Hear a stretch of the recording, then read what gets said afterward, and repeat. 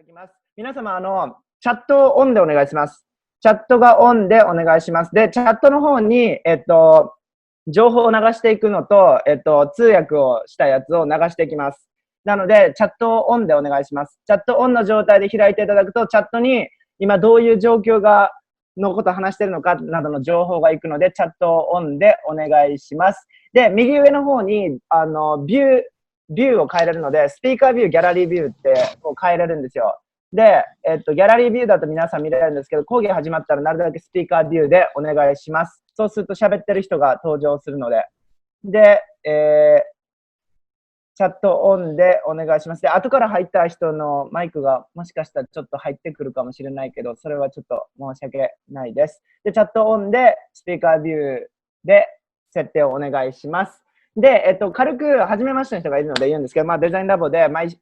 回こうやってオンラインで講義をやってるんですけど、今回の、ゲストは、ミオと言いまして、僕の24日の講義来てくれた人は知ってると思うんですけど、僕がニューヨーク来たばっかりの時にアシスタントを務めていた、デザイナーの方になります。で、今回コスチュームデザイナーの方なんですけど、定期的に受けてくれてる人はわかると思うんですけど、僕結構いろんなタイプのゲストを呼んでるんですけど、違うジャンルの人たちを呼んでるんですけど、それがすべて、関連付けられてファッションができていくっていうのを学んでいくっていうのが、この講義のメインになってきます。ので、このジャンルはこのジャンルだから、ちょっと違うよねって思ってるっていう、その感覚ちょっと違くて、ファッションを作り上げるときっていろんなジャンルの人とのコラボレーションだったり、いろんな人とのチームワークで出来上がっていく。で、そういう自分がファッションをやっていく上で、こういう業種もあるんで、こういうアーティストがいるんだって理解していくっていうのが自分のファッションキャリアを高めていく上でとても大切なことなので、僕は結構いろんな違ったゲストを呼んでるんですけど、今回はコスチュームデザインっていうところで、学んでいくんですが、多分皆さん講義を見たら思ってますけど、結構やってる内容、特にファッション学生の皆さんは共感する部分がすごいあると思うんですよ。やってることっていうのがすごい似てて、自分はコスチュームなのかファッションなのかって迷う時期結構あると思うんですけど、僕がミオのところでアシスタントをやってた理由っていうのが、僕が作ってたものがとても似てたんですよ。似てて、技術が本当に、僕がやりたかったことだったりとか、ファッションコンテスト用にチャレンジしたことっていうことを仕事でやってた。だから僕からしたら結構なんか夢のような仕事内容をやってたんですよ。なんか学生のようにテキスタイルを開発してマテリアルをデベロップして、それでもう一点物を作る。もうその時のためだけにものづくりをするっていう面で、僕はファッションやって、勉強してたんだけど、どっちかって言ったらレディティウェアって言われる日常着よりも僕は造形的な服作りがすごい好きだったんですよ。で、そういうものを仕事としてやってたのが彼です。なので僕はもうちょっと、作品に一目惚れして、そのままアシスタントにしてくださいっていう話でアシスタント始めたんですけど、彼はなんかすごい今回僕のこういう回っていうことで、一緒にやった作品とかも結構入れてくれてるので、見れると思います。で、もうすごい重要なのは、僕その当時全く英語喋れなかったんで、言葉をなしにほぼ一緒に仕事してたっていう感じでやってました。というのが、ベ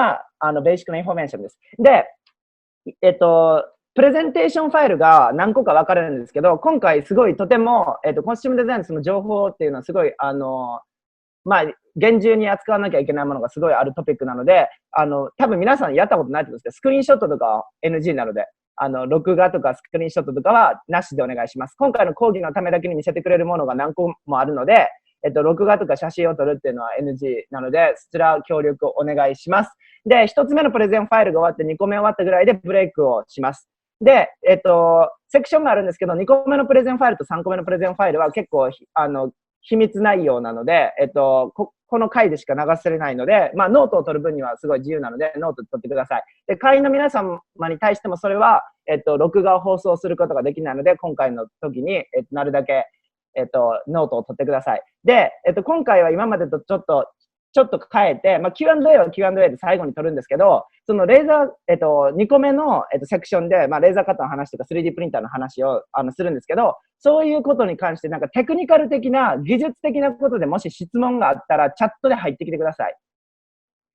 Q&A の、時になって、そのテクニカルの質問内容になってくると、録画の関係性で答えれないものが出てくるので、レーザーカット 3D プリンターのセクションに関しては、質問があったらそこで聞いてください。そこで、技術的なことはもうどんどん入ってきてください。で、彼自体もどんどん入ってきてほしいって言ってるので、これはどうやってやったんですかとか、この素材は何ですか、どこで撮ったんですかとか、そういう、些細な質問でいいので、チャットで入り込んでください。そしたら、僕が結構その質問を突っ込んでいきます。で、Q&A に関しても、どっちかといったら僕はコミュニケーション取りたいので、そのなんか気の利いた質問をした人が勝ちとかそういうのないんで、気さくな質問でも何でもいいから聞いてくださいね。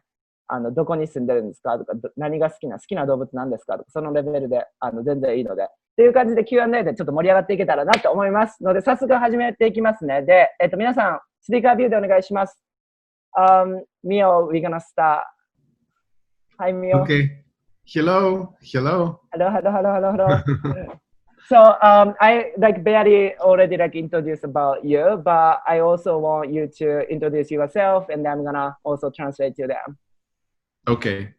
First, hello everyone, and thank you for coming and tuning in today. I'm Miodrag Guberinic, or Mio Guberinic. I'm a costume designer and artisan.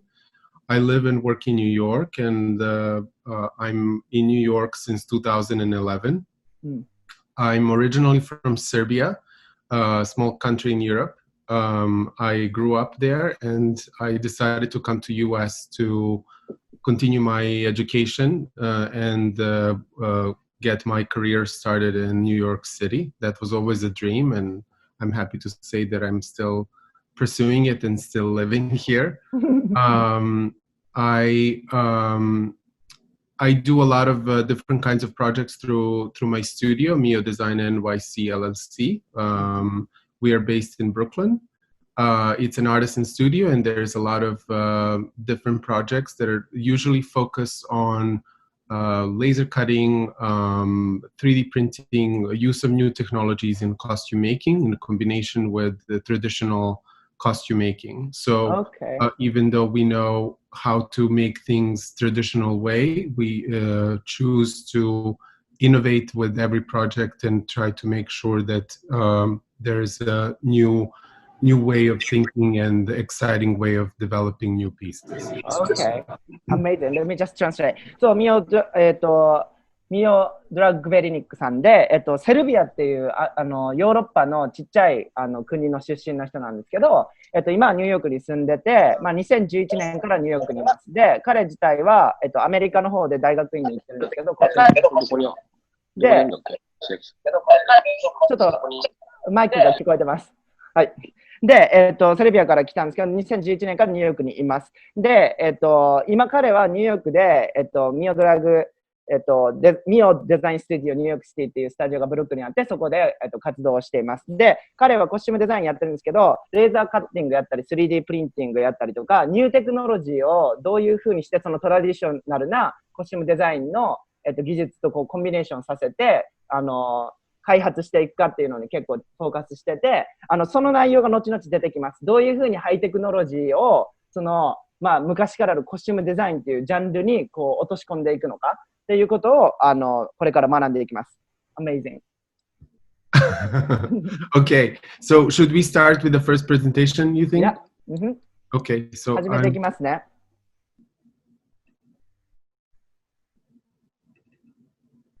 皆さん見えてますか？Okay, so I would start with I love to start with my drawings because my illustrations are where everything starts for me, regardless of the project. And my illustration work basically starts since I was 3. I started drawing and using kind of pencil on the paper in all kinds of ways.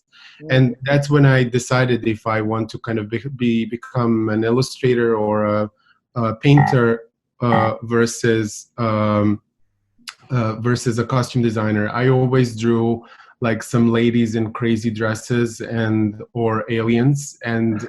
kind of they both combined into this like very avant-garde futuristic silhouettes. And that's where kind of like everything starts for me. With every project, I always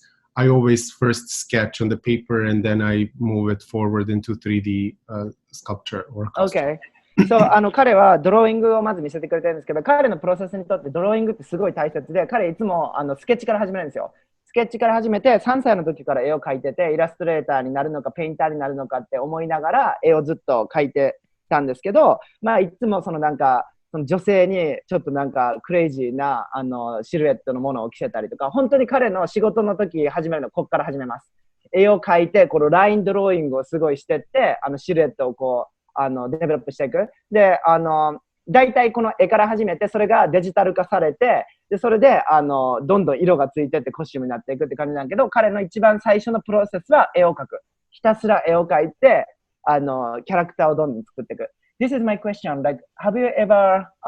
thought to be fashion designer, or you just always wanted to be costume designer, or illustrator or painter?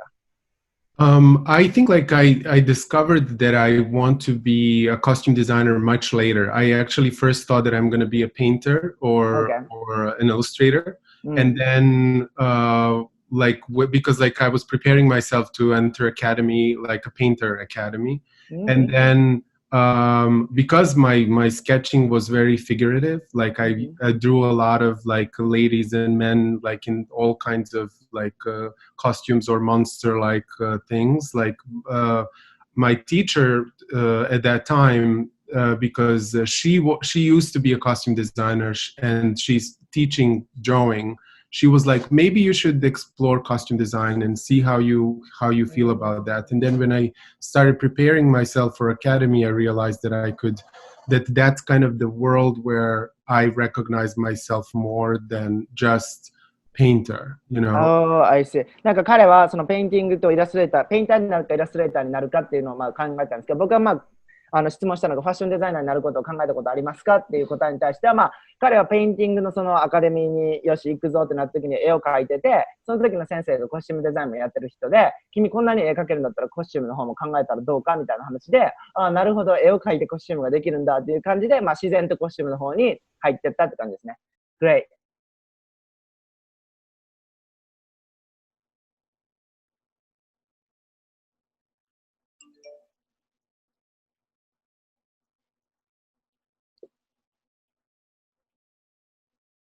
Mio, I think your mic is mute.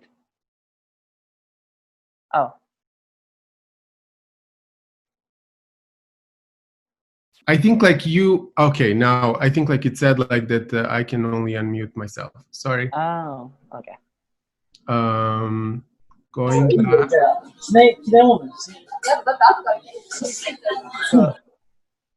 So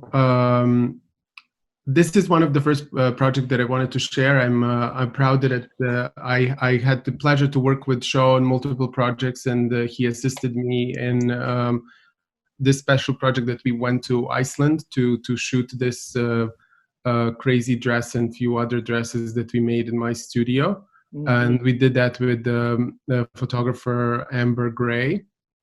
So it was idea was to create this like very surreal, very kind of alien-like world, because Iceland has the environment that very much so belongs kind of to my drawing and my kind of illustration world. So she wanted me to create and design some of those pieces. And this is like how my usual process starts. So I would illustrate and sketch something on the paper, and I would paint it usually in Photoshop. And because this process was very quick, I don't even know if you remember, Shaw, like it was like we probably did this within a week or week and a half. Like I don't think we had like a lot of time, which is most of the projects in New York, like they're very quick. But because I love the structures and I love how with this specific project, like I could do anything, like, and I wanted to challenge myself to create a structure that will look like a flower or a butterfly, but like not be any of those things, and still kind of incorporate some of the details and things that are very much so like traditional pieces that would be applied and used in a totally different manner. So and you can see the Show on this photo. He's here. Like so true. Yeah, that's me. Yeah, let me just translate. So さっきの見せてるやつが、一番最初にとりあえず紹介する、作品ですということで、これはアイスランドに行ったんですけど、僕がアシスタントしてた時の多分、初めの方かなに一緒に作った作品です。で、これは、赤い妖精を作って、で、アイスランドっていうのはすごいなんか、非現実的なもう環境なんですよ。もう黒い岩があってとか、すごい冷たくてとか、もうとりあえずなんか僕が思ったのはジュラシックパークのなんかこの世の終わりみたいな、なんかすぐ、景色だったんですけど、そこでシューティングするためにこの衣装を作ったんですけど、ニューヨークで行われるそういうプロジェクトめちゃめちゃ時間がないんですよ、常に。だからこれは多分1週間半ぐらいで作んなきゃダメで、で、ここで今見てるのが一番左上が、ミオが描いたドローイングですね。こんな感じのを作りたいって言って、彼のコンセプトはそのバタフライ、蝶々なのか、花なのか、そういうのがインスピレーション源なんだけど、そのどれとも違うテクスチャーで作り上げていくっていうのは彼のコンセプトで、これがファイナルなんですけど、その絵を描いて、よし、じゃあこれをどういう風に作るかって言って、コスチューム畑なので、僕がファッションでやってた素材感とちょっと違うんですよ。で、こんなの使うんだって思うものをすごいいっぱい使ったんですけど、まず最初にじゃあそのシルエットを出すために、すごいなんかボーンっていう、骨ですね、コルセット作るやつのすごいでっかいやつをまずこう組み立ててって、それを、腰にまず乗せる。で、肩に乗せる仕組みを作って、その上から、そのなんか、スパンコールみたいなのがついたなんか生地があるんですけど、それを貼り付けていく。貼り付けた上でペインティング乗せてって、その上からクリスタルをどんどんはめてってっていう感じで作っていきました。で、この左下に、なんかこう指を噛んでるのが僕ですね。黒い服着て。で、これは、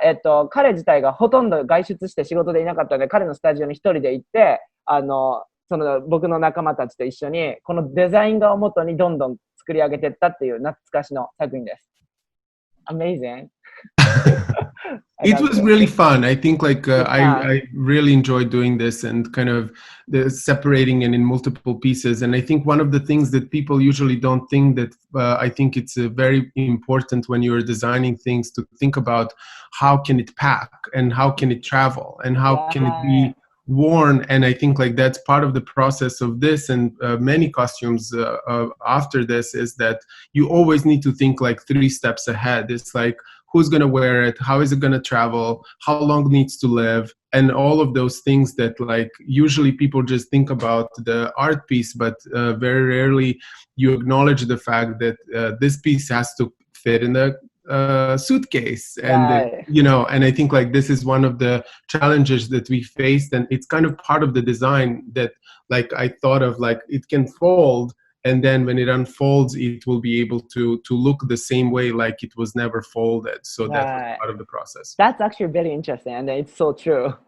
That's cool. なんか彼も言ってるんですけど、これ面白いプロジェクトだったんですけど、これアイスランドに持っていかなきゃいけなかったんですよ。で、自分たちで持っていく。で、もちろん考えてください。すっごい巨大なものを作った時にどうやってそれ持っていくって話じゃないですか。だから彼が言ってた、その3ステップ考えなきゃいけないんだけど、デザインの時に、まず誰が着るのか。で、2つ目はどういう風にしてそれを運ぶのか。どういう風にしてトラベルするのか。で、3つ目はどのぐらいそれが生き残るのか。生き残るのかっていうのは、その作品がどれぐらい頑丈であるか。どのぐらいのスパンで、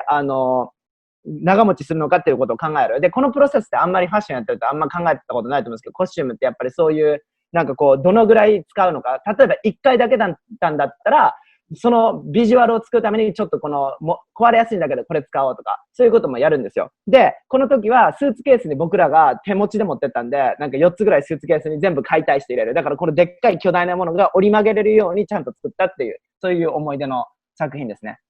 Yeah, great. Okay. So the next project I wanted to share, I also worked with Sho on this one. This one was a fun project also in New York where I was commissioned to design and make this kind of a showstopper piece for opening of a Hasselblad event. And the goal was, again, the deadline was, I think, like 3 days or 4 days. Like it was something insane. Yeah. And like many projects in New York, like we rarely have time. Like and lately, even if there is money, there's still no time. But for this project, they created a cube that it's a mirror cube inside and it's see-through on the outside. So when you can observe the object inside being in this mirror space. And it was very exciting. But the goal was to to create this look out of mirrors. And this was kind of one of the first times that I, in a pretty elaborate way, used laser cutter. And I developed the pattern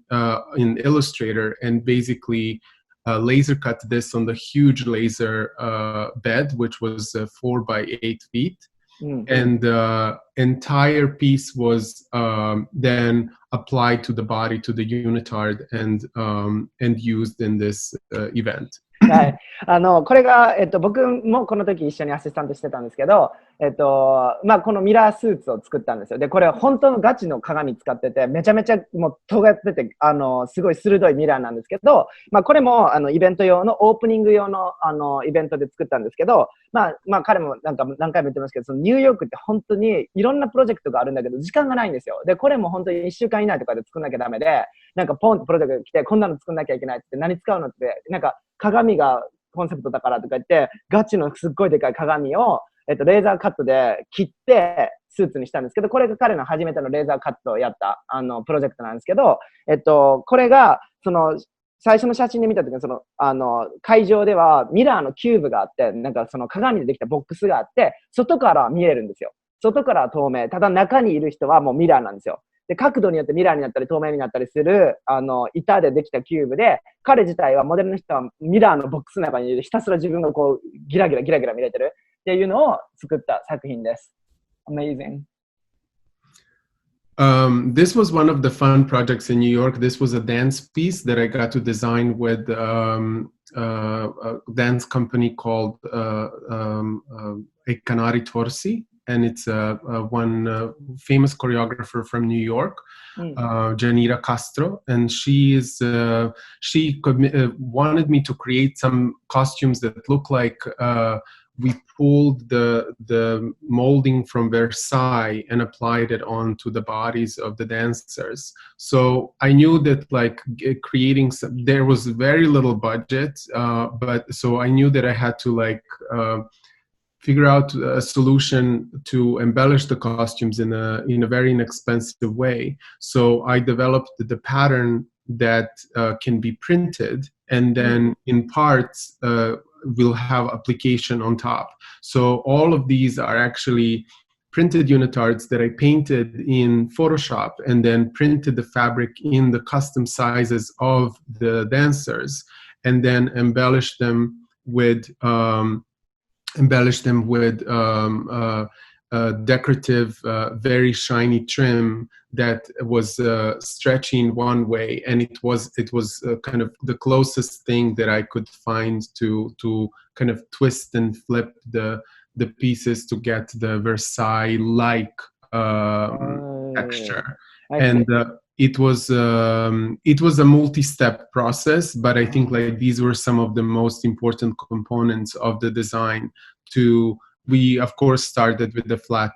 plain mock-up where I took measurements precisely of everyone and labeled where on the body I want these swirls to appear. And then I would take that information and put it in the computer and paint the entire thing, and then send it to be printed, then embellished, and then assembled. So it was crazy, but it ended up like really like a really exciting piece, and people were like really mesmerized with it because it looked like it was fully embroidered, but it was kind of this trickery of printed and three-dimensional. So it was fun, and I use this technique even today for different projects. これはそのダンスパフォーマンス用に作ったコスチュームなんですけど、まあ、そのコスチュームをこう仕事もらうときって、まあなんか予算があるわけですよ。で、その予算っていうのが、まあ全部のプロジェクトに対しては大きいわけじゃないけど、このプロジェクトに関しては予算がすごい少なくて、その時間もないっていう状況で、どういうふうにして、その、エレガントでラグジュアリーで、すごい高級なものを作るかっていうことをまず考えるわけです。だから、コスチュームデザインにとってそのマテリアルを考えるっていうのはすごい重要なプロセス。で、そこのアイディアが少ないとなかなか達成できないものっていっぱいあって、彼の場合はよし、バジェットがないから、そんなに手縫いで、ゴリゴリの刺繍ができないってなった時にどうしようと思って、その右上の真ん中にある写真がそうなんですけど、よし、じゃあそういうマテリアルの素材の値段がないので、グラフィックで、補おうってことで、そのダンサー一人一人のサイズを全部取ってきて、パターンを引いて、ドレーピングをして、それをもう一回、デジタルプリントが全部載せれるように、もう一回パソコンに持ってきて、フォトショップして柄を作って、で、それをまたカンパニーにお願いして、グラフィックとしてデジタルプリントしてもらって、それをもう一回組み立てて、その上から少しの、エンバレッシュをする。なんか、刺繍ですね。刺繍加工をして、2D と 3D が織り交ざったコスチュームで仕上げたのがこの最後です。なので、大体見てるところはグラフィックのデジタルプリントで、何個かはそのデジタルプリントの元となった、刺繍の柄っていうのをやりました。で、だからなんかそういうので、まあ予算がこれぐらいしかないな、どうしようってなった時に、彼はまあいろんなアイディアとテクニックを駆使して成し遂げてる。で、このアイディアは彼は初めてのチャレンジだったけど、今でも使ってるテクニックの一つですっていうことですね。Amazing. One of the fun facts of this project is that I intentionally designed it first to have the zipper all the way running over the head and all throughout down to the belly button, because they were supposed to like peel this off and be naked on stage, but they've cut that because when they saw it, how amazing it looks, they didn't want to even reveal that. But all the costumes have the zipper. It was one of the technical challenges of the project to create the zipper that will cut the head in half and go seamlessly all the way down. And you can see that there is a zipper running center front, which is pretty exciting. Wow. で、これ3D なんか当初の予定ではその真ん中のジッパーをこうやってウィーッと下ろしてその中のダンサーが出てくるっていう演出だったのでそれを作った。それが本当に大変で、まあジッパー塗ったことある人は分かると思うんですけど、ジッパーってただでさえフラットで 2D でも超大変なんですよ。それをこの体の立体に沿うように塗ったっていうのがすごい、まあ技術的なチャレンジをやったんだけど、その衣装を見たそのダイレクターの人が、いやもうこんなに素晴らしいんだったらその演出ちょっとやらなくていいやって言って、そのストーリー自体が変わった、一品ですね。すごい。Okay. Awesome. Yeah. This was totally different technique and different project. Part of my journey in New York was working for window display industry for quite some time, and I love that because like there's always opportunity to really go crazy, because when you're working with mannequins, they don't complain and you can hit and push and glue anything on them. So this was one of those projects where this project went to Korea. It was for Seoul window displays, and you can tell that from the sketch on the bottom all the way to the finished product. We did a lot of like progress steps to get to the final piece. But inspiration for this was origami, and kind of like how can we get the most elaborate piece that can be packed and shipped from New York all the way to Korea. ちょっと誰かマイクがオンになってます。マイクをオフにしてください。土井さんマイクをオフでお願いします。土井さんマイクをオフで。マイクオフで。土井さん。はい。マイクオフで、マイクオフにしてください。できます？マイクオフで。左下のミュートのボタンを押していただけますかね。ミュートいけます？マイクオフ出ます？今、ピッコロピーって聞こえる。オフれます？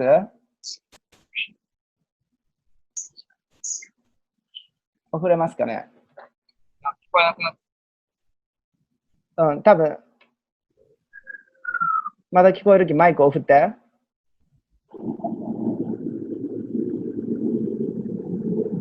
いけます？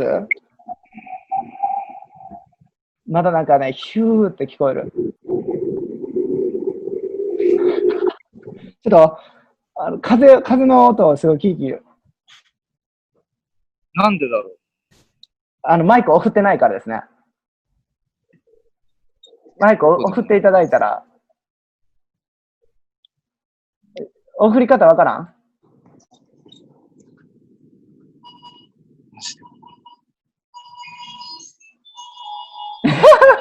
どこにおるが、すごいなんかさ、デパートメントみたいなのするけど、何それ。ちょっとマジでごめん。どこでオフんの？じゃあ一回抜けていただいて。失礼。はい、OK。ということで、戻りますけど、さっき喋ってたのは、このコスチュームデザインで彼が一番すごいやってる内容でメインになってくるのがそのウィンドウディスプレイなんですよ。で、ウィンドウディスプレイの服を作るっていうのがそのコスチュームの彼のキャリアのすごい一部で、この作品は韓国のウィンドウディスプレイを作ったんですけど、そのウィンドウディスプレイの服を作るのは、彼はすごい好きって言ったんですけど、その一つの理由が、マネキンの上で着せるから、クレイジーなものづくりができるわけですよ。で、クレイジーで何でもいい。だからマネキン自体は文句を言わないじゃないですか。痛いとか重いとか。だからこそできるものづくりっていうのがあって、今回の作品はその、折り紙ですね。折り紙のテクニックを使って見せるウィンドウディスプレイ用のドレスの作品。だからこれは全て紙でできてます。紙で作ったドレス。だから全部こう、折り目とかがしっかりなってる。プリーツやったことある人はわかると思うんですけど、これは全部綺麗に、プリントされてるものが折られてる。で、その右にあるやつとかは一個一個こう重ねてつなぎ合わせた。How did you make the right side? The gold one? Yeah, gold one. Well, I basically created like everything is made out of paper, by the way. Everything is paper, and it's different thicknesses of paper and different textures of paper. I made everything first in a small scale. Like I had a small mannequin, and like almost like a Barbie doll that can move, and I used that as a base to kind of distinguish proportions and everything. And then I made a pattern, and from the small pattern, I just cut everything very clean because, you know, with paper, you can just have the clean line and that's your finished edge. So it was, I also had a team. I had a team of people who helped me with all of this. The bottom part of the dress was all like paper that was cut in multiple sections, and and everything is cut by hand. So this is one of the projects where like we didn't use laser at all. Even the embellishments on the side, left side on the dress, like all of these ornaments, everything is cut by hand. で、これ紙で全部作ってるんですけど、その右のその鱗みたいなのどうやって作ったのって聞いて、まずちっちゃいマネキンを使って、ちっちゃく模型を作って、そこからパターンを作ってって、全部ハンドカットで、その時はレーザーカットを作ってなかったから、全員が手でカットして、つなげてって作ったドレスで、この鱗ですね。This was one of the projects that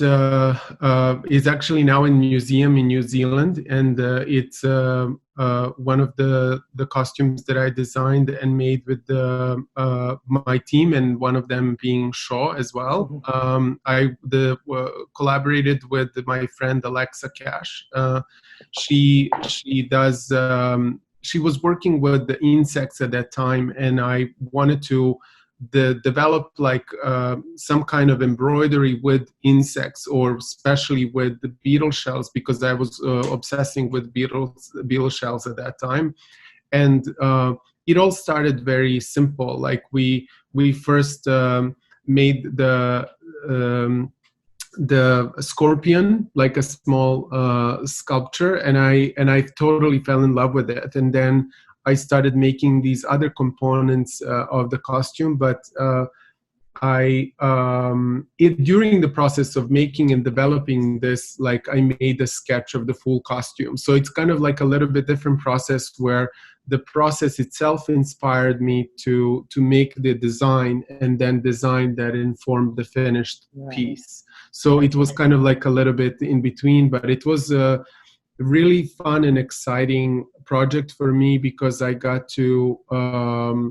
like really play with materials that I didn't play in combination before. So it's using beetle shells, pearls, and crystals, Swarovski crystals, to assemble them into something that will become an embroidery on leather. And it was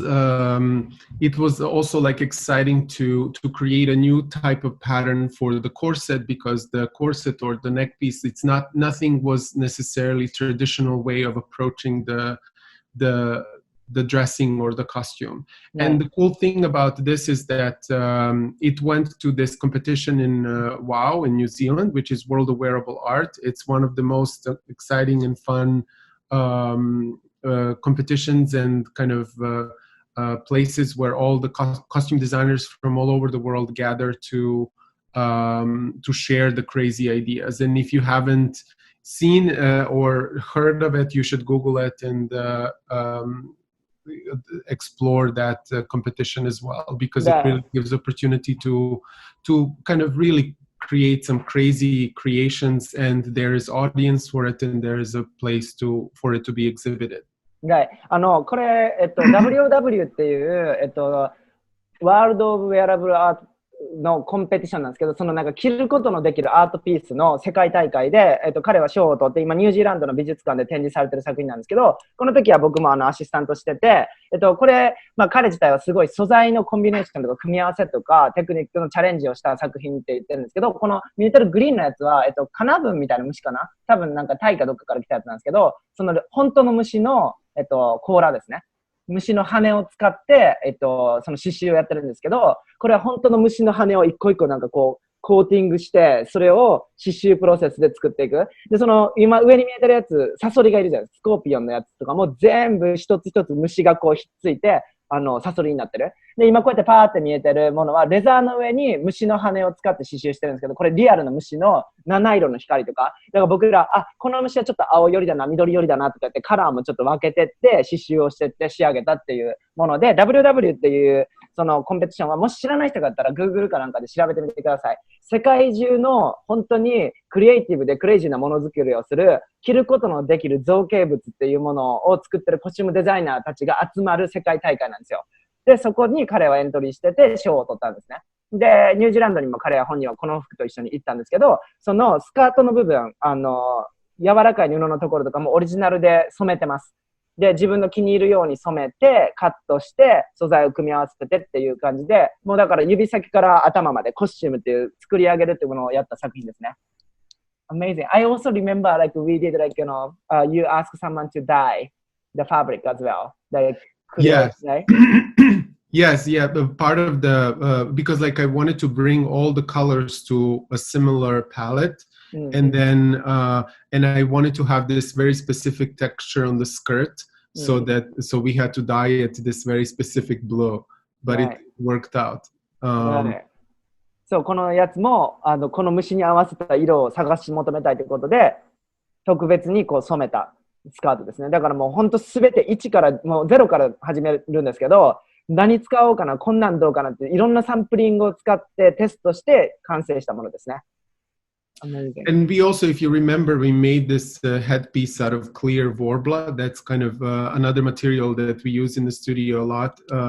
It's a moldable, clear material that you can create all kinds of things.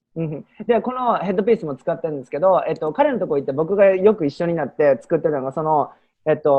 なんかその熱を加えることで形がなんかこうドレーピングできるプラスチック素材を結構使ってて、それを駆使して作ったヘッドピースですね。で、なんかこういう、まあ、ファッションのそのハウスにいたらあんまりやんない素材とかがやっぱ彼のオフィスにはめちゃめちゃあって、よし、これやってみようとか、色がないなら染めちゃおうとか、鉄っぽく塗るのはこうだよとか、イラストレーションとかペインティングとかそういうなんかテクニックもすごいある感じですね。だからもう、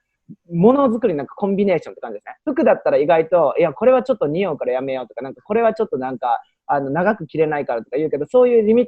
トがあんまりないっていうのが、なんかこう、コスチュームの業界かなっていう感じです。Yes. And this is one of the projects that was, of course, like one of the most fun, exciting projects at that time, working for Madonna and Madonna's team. I was invited to work on as costume, as the head of the costume craft department. So I would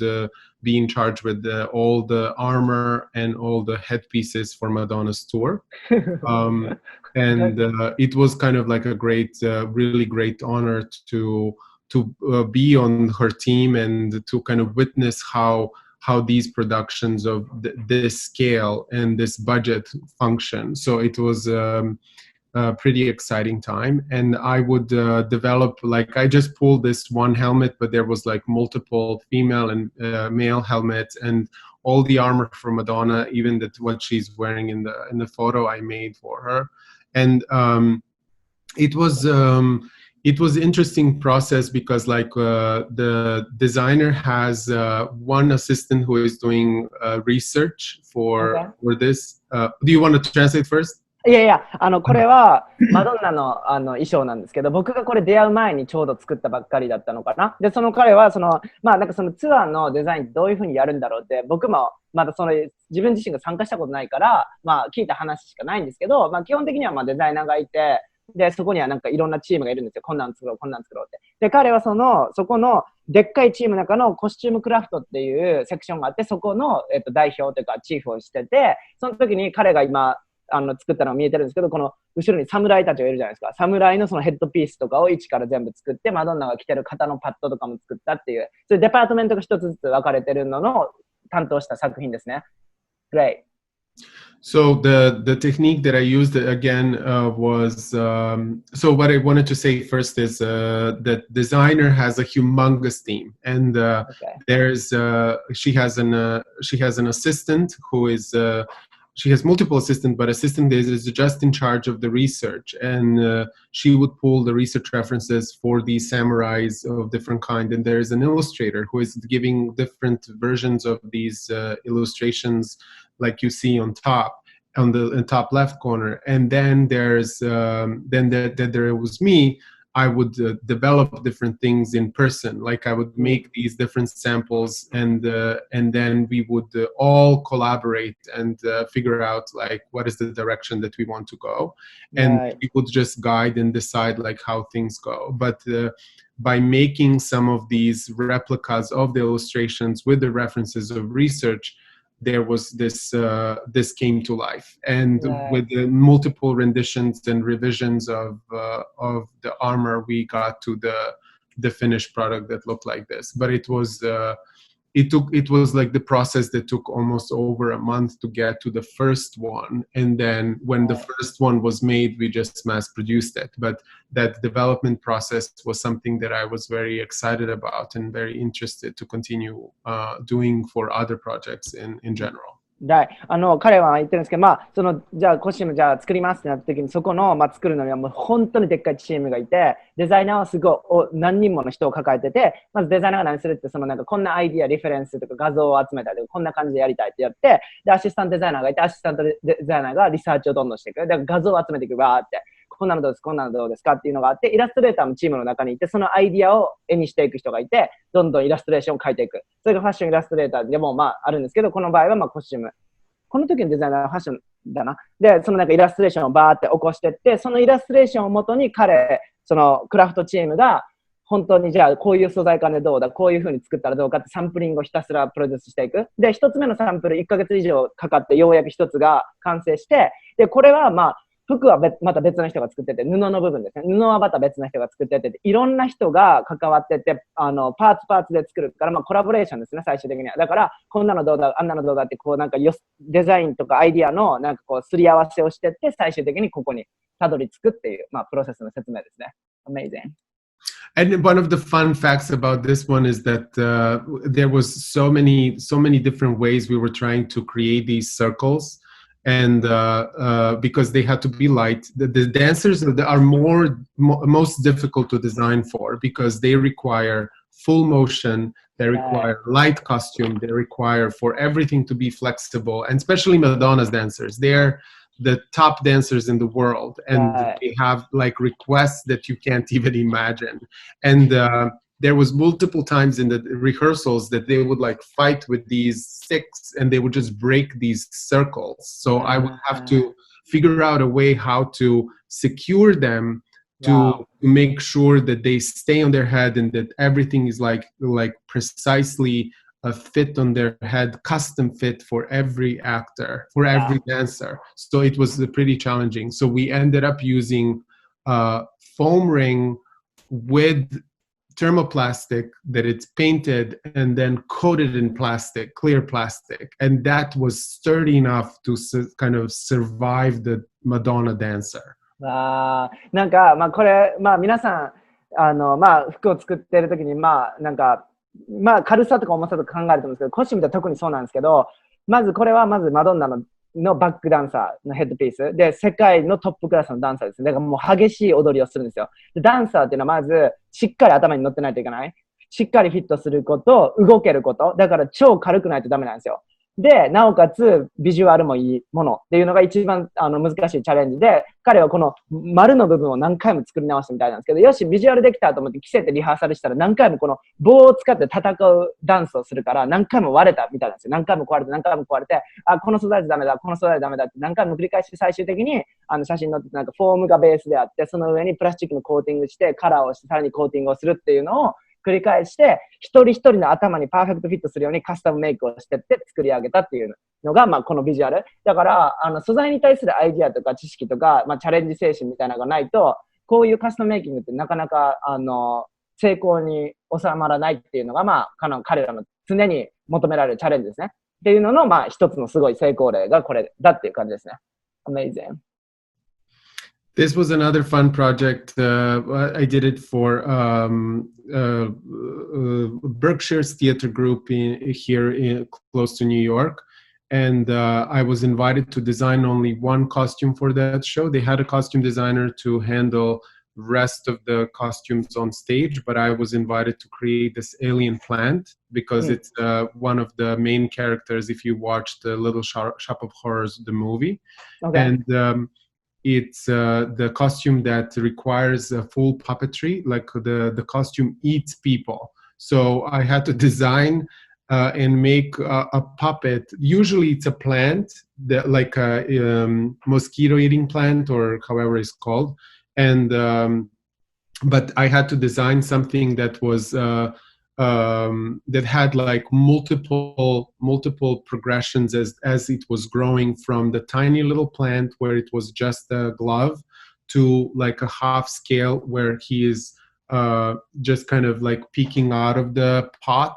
and to the full-blown costume that it ended up being on stage with all the vines and stuff that would start eating the other actors. はい。これは、その、劇団の、コスチュームを作ったんですけど、まあ、彼はね、ブロードウェイのやつ作ったりとか、その劇のなんかコスチュームを作るんですけど、この作品は、その、話のメインのキャラクターで、なんかこう、成長していくわけですよ、そのプランツが。だから、ファーストステップはこういうタイトなドレスから始まって、グローブだけで始まってって、ちょっとずつパーツが重なっていくっていう風にして、そのストーリーの中で成長していくモンスターっていうのをコスチュームで表現する。で、その彼はなんかそこの、着るものだけじゃなくて、そのセットの加わる、体の一部となっていくものも作って、このキャラクターを作り上げた。で、そのヘッドピースとかもそうなんですけど、もちろんそことかもちゃんと作って、演技ができるような軽さでパーフェクトフィットするっていうものを、まあ、フルで作ってるっていうのがこれですね。Amazing. And this was one of the kind of fun projects for Katy Perry for her video, The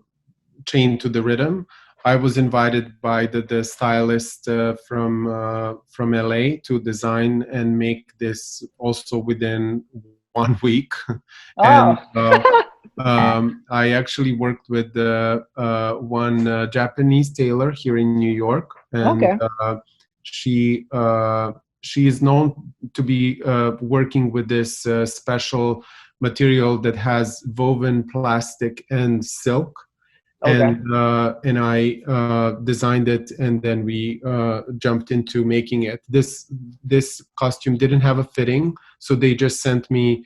the measurements, and I designed it. We made a mock-up, and we like made it and shipped it.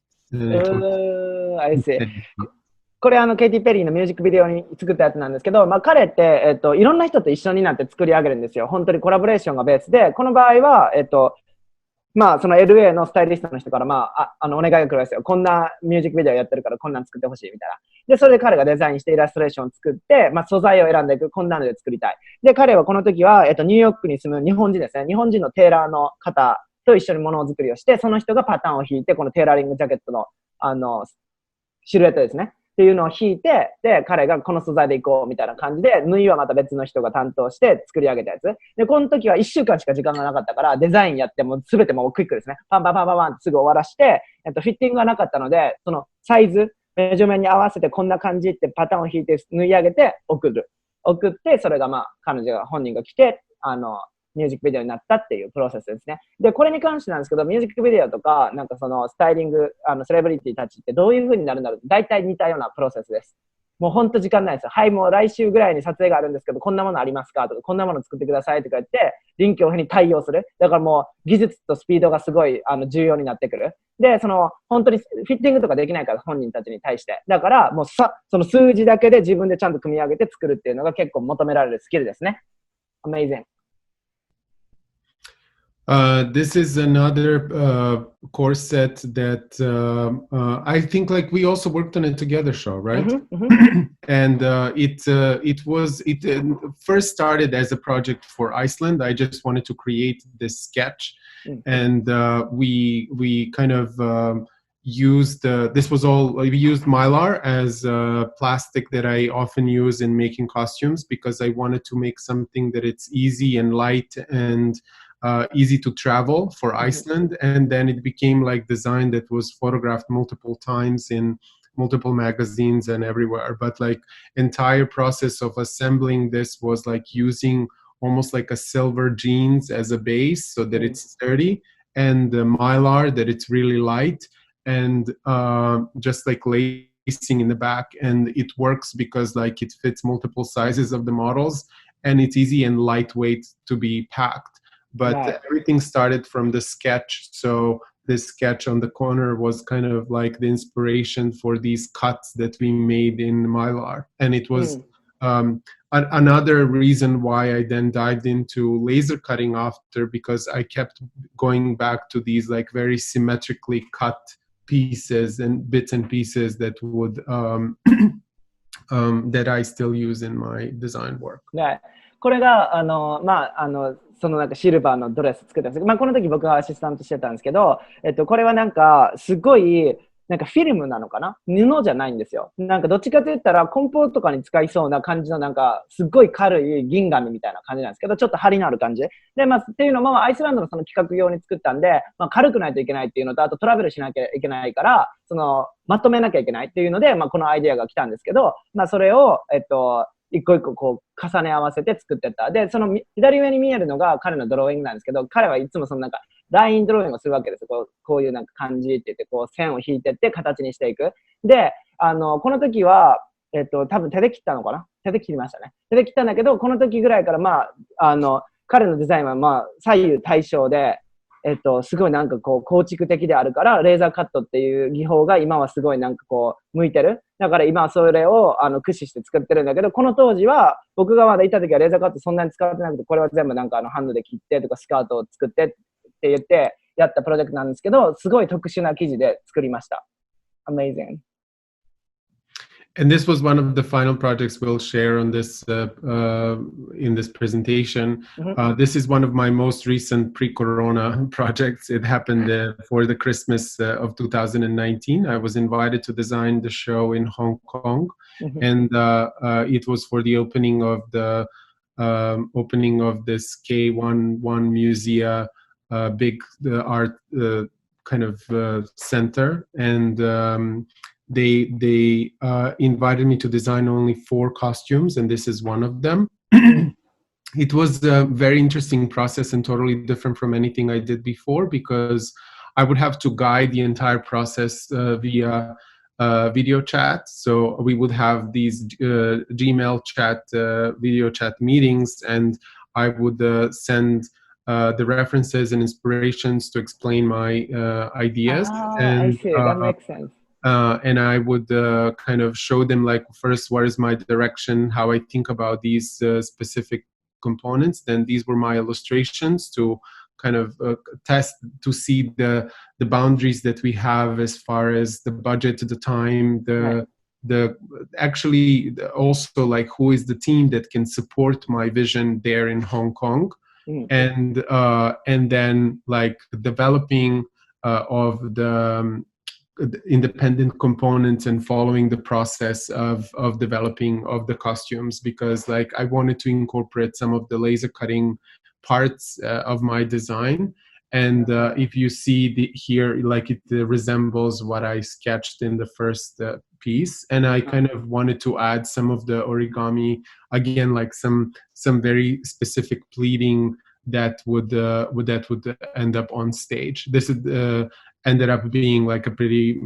nice and beautiful performance. I don't have a better resolution photo, but I kind of, that's the only one I have. The process photos almost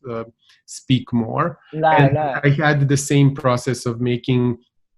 at small little mock-ups and sending them photographs of the pieces, and then working on the files and sending them files so that they know precisely. They would send me the size of the dancer, and then I would work on it on my computer. Then I would send it, they would do a test, and I would fix it. And so it was interesting to see, to kind of experience that even though we are not in the same location, we can still accomplish a lot by video chat. And fittings would take place in front of the camera as well, and they would send me photos of the things that they would test on the actor. So it was a unique process. これコロナが始まるちょっと前から動き出した香港のその今下にある K11 Musea 香港のショーのオープニングのコスチュームだったんですけど、4つのコスチュームを作ったんですけど、これはまあ初めてですね、すべてがオンライン上で動いた企画で、まあ、コロナなので動けないっていうこともあって、このプロセスはまあデザインをして、で、初めて僕なんでこのリフェレンスを載せてるんだろうって謎だったんですよ。なんかあんまりなんかそのリフェレンスとか見せないタイプだったから、なんでここに含んでるのかなって言ったら、まあ例えばこんなデザインをしたいってなった時に、その別のチーム、リモートで仕事するチームに素材感とかイメージを伝えなきゃいけないからリフェレンスを作ってそれを送る。こういう感じのイメージのムードなんだけど、このデザインなんだよってイラストレーションがあって、リフェレンスがある。それをすることによって彼らがまあ素材を選んでくるので、これどうですか、こんなんどうかな、こんなテクニックどうかなっていう感じでコミュニケーションを取っていく。で、それすごい大切な働き方なんですけど、例えば撮影、シューティングしますって時にヘアさん、メイクさんとどういうふうにデザインサイドがコミュニケーションを取るかってこういうことなんですよ。ムードボードを作って、こういうエクスプレッション、こういう表現をしたいんですみたいなのをここを使って表現する。だからこういうふうに包まれて、でも中にはちょっとアクティブに動いてるのがあって、で、このデザインに関しては、まあ、サイズを送られてきて、そのサイズをミオがパソコンの中で、ボディスーツを作ってって、レーザーカットをこことここのここにしますっていう、すっごい細かく指示して、で、向こうに送って、向こうがテストして、そのテストに対して、またデータをフィックスして、また送り変えてっていう感じで、こう、送り合って情報をやりながら、ズームを使って、そのなんかビデオチャットしながら、こんなんできましたとかいうカンバセーションをやりながら、この最後の、ステージまで行ったっていうプロセスですね。だからまあ、これがコロナがあったけども、引き続きクリエイティブに、作業をやってる、まあ、一番、旬な、ファイナルワークっていうことで紹介してもらいました。Amazing. So we can take questions now, maybe for this part, and then we can move on to the second one. もし、ここの中で質問があったら今聞いてください。なんか、じゃないと次からちょっと秘蔵の映像になっていくので、またセクション変わります。もしここの中でなんか質問ある人いたら、パッて言ってくれたら聞きますが。Actually, I have a question though. For the Madonna's one, the designer, the head, is she a costume designer? She's a stylist. Okay. She's a stylist, but she does like costume design for movies as well. So yeah, I think like from styling Madonna for over 30 years, I think. Wow. She moved on to like costume designer work, and she's doing a lot of movies now, and all kinds of opportunities came to her life after working with Madonna. で、僕が聞いたのはそのマドンナとやるときのその一番トップですね。トップはどういう人ですかって言って、スタイリストみたいです。で、スタイリストで、なんかこう、マドンナのスタイリングを30年ぐらいやってる人で、で、コスチュームの方にも、まあ、関わってて、で、そのマドンナと一緒に働くことによって、今、現在は映画制作のコスチュームデザインやったりとか、そういう風に、活動を広げてるみたいです。で、これはまあ、セレブリティに関しては僕ちょっとラボの方でもう一回映像を入れて解説してるやつとかを作ってるので言うんですけど、セレブリティとファッションの関係性っていうのは結構面白いものがあって、大体そういうのはスタイリスト発信で始まります。で、スタイリストがこんなアイディアでこういう風に彼女たちをプロデュースしたいって言ったものを作る技術者がいて、で、その技術者が作ってフィットさせてって、なんか結構スタイリストにパワーがあります。で、それがまあ僕、日本でもまあ多分同じような流れだと思うんですけど、まあそれはアメリカでは結構デザイナーの上にスタイリストがいるって関係性はよくあります。で、another question. For the Hong Kong, you still never met them in person? just like online? Yeah. Oh. で、香港のやつは全部バーチャルでリモートで仕事したんですけど、一回も会ったことないみたいです。一回も会ったことないまま、作品ができてっていう感じで。So then, that means like you never seen actual piece as well. Wow. だから作れたもの自体 It was very hard. You know, it was very challenging because it's hard not to be there. I'm used to like touching things and being able to like really kind of see things in person and judge it by, you know, how it's executed, how it looks on the person. And there were a lot of challenges. It wasn't easy at all. It was actually pretty hard. But I do think it was kind of the first introduction to entire production being done remotely. And not knowing that we will enter this pandemic world where probably like some of the work will be done this way, you know, like, and I know that some designers, even during Madonna's tour, like a designer would just Skype in for the fitting. They would hold the computer and we would go with the computer around the head of the person to kind of like give her the idea. But it's totally different when you're there in person. And it's still kind of, it's a valid way of working. It's just like you need high resolution cameras. But do you see the potential? Oh, absolutely. Yeah. Yeah. And I think like if you have your own team, I think like if you have even one person on the location, it probably would be much easier. But when you are introduced to a completely new team of people and like completely new team of like artisans that you have to collaborate with, there's a lot of things to learn. And a lot of expectations from your side and from their side, because you don't know how much you can push them and what is the quality that you can get in execution of the costume. So there's a lot of back and forth, and you know, send me photos, let me send you the comments, let's see it again, let's revisit it, can we push this scene here, can we flip that, you know, like there's when you're there you can show and it's done, you know. And this is just like it requires a lot of back and forth. 彼に聞いたんですけど、その香港のプロジェクトに関しては物も見たことなければ、全く新しいチームの人が香港にいて、その人にデザインを送るっていう流れをやってたんですけど、そういう風にしてなんかこう、動いてるプロジェクトってまあ結構あるんですよ。で、僕がまあ、彼に聞いたんですけど、その全部がリモートでやることに対して、さらなる可能性感じますかって言ったら、もちろんそれはすごい感じるよって言ってて、僕はまあ、なんでこういう風にオンラインを使ってこういうのやってるかって言ったら、もう国境関係なくものづくりが一緒にできる環境なんですよ。で、例えばその知識があってコミュニケーションが取れたら、この映像だけを使って素材の知識があって共通のワードが頭に入ってたら、ものづくりって一緒にできるんですよ。で、まあ、彼自体はこう指示を渡して香港の人に作ってもらうって形だけど、もちろんこれ、もし、このイベントが日本にあったら、日本の皆様ってこういうふうに仕事するわけですよ。こういうアイデアがあって、こういうものを作りたいです。日本の皆様こういう技術ありますかとか言って、そういうふうにチームが出来上がっていって、ものづくりができる。っていう風な、まあ、未来っていうのはすごいあって、今まさにそのコロナがあるから、その業界のトップって言われる人たちが、そのオンラインを嫌ってたんだけど、もうやらなきゃいけないから、トップの人たちが逆にオンラインに、こうなんか心を開いてきてくれてるからこそ、世界のどこにいようと、私たちみたいなこの下にいる若手たちにもチャンスがどんどん来るなっていうのは僕は感じてます。で、質問があるのでちょっと